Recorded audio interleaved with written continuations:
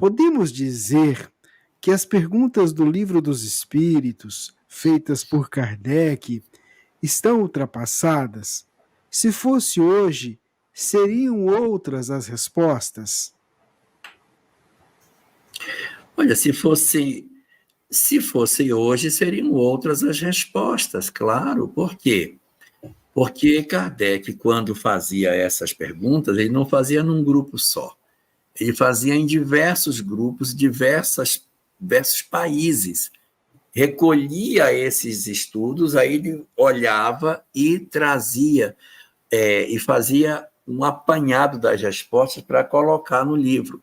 E ele diz, as perguntas não precisavam ter as mesmas palavras, mas a ideia tinha que ser a mesma. Então, as ideias são diferentes. Você pega um texto, um espírito diz uma coisa, o outro espírito diz outra, mas a ideia é a mesma. A ideia é a mesma.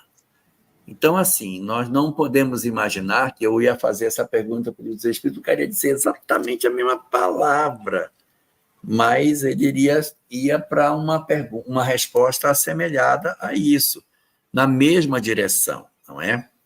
No mesmo rumo daquilo que a obra está posta. Por quê?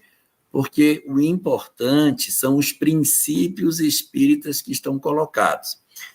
Então, esses conceitos que o Espiritismo esposa, que são a reencarnação, o mundo espiritual, a mediunidade, a lei de causa e efeito, a evolução, a perfectibilidade, a moral do Evangelho, e essas coisas que compõem a base do pensamento espírita, isso é uma verdade universal.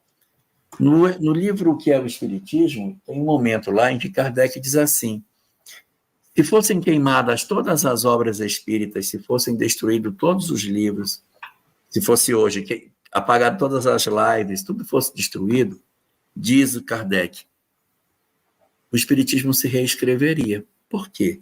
Porque ele não é fruto da cabeça de ninguém. Eu acho isso tão bonito, gente.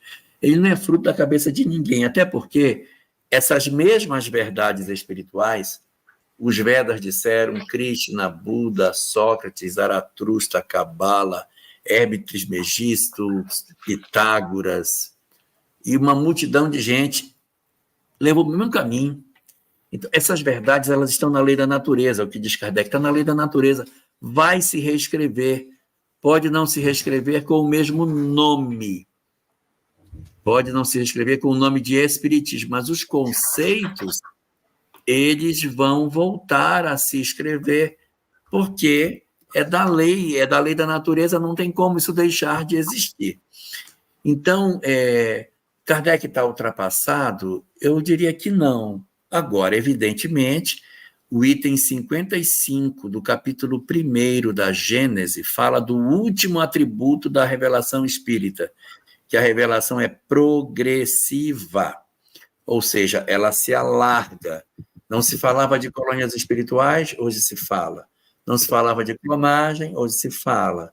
Não se falava de fertilização in vitro, hoje se fala. Muitos aspectos da vida social que a gente hoje tem, não existia no século XIX. Então, evidentemente, que a doutrina, por ser progressiva, ela alargou o seu conhecimento, mas o edifício está construído, ela é progressiva porque os tijolos são postos em cima. Ela não seria progressiva se o cara tirasse o tijolo para fazer um novo alicerce.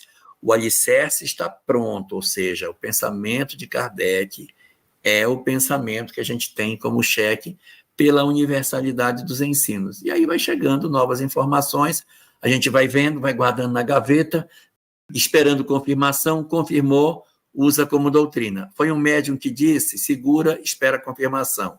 Já tem confirmação, podemos usar como corpo de doutrina. Essa é a ideia básica que a gente tem. Então, em síntese, Kardec não estaria ultrapassado em que pese a obra ser de 1857.